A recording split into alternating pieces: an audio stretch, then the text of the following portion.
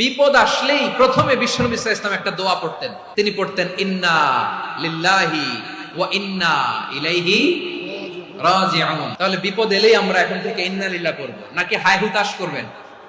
একদল আছে হায় হুতাশ করে, হায় আল্লাহ রে মোর কি হইল রে, মুই কি হরমু রে, মুই কমবে যামু রে, এরকম বিলাপ করতে নিষেধ করেছেন বিশ্বনবী।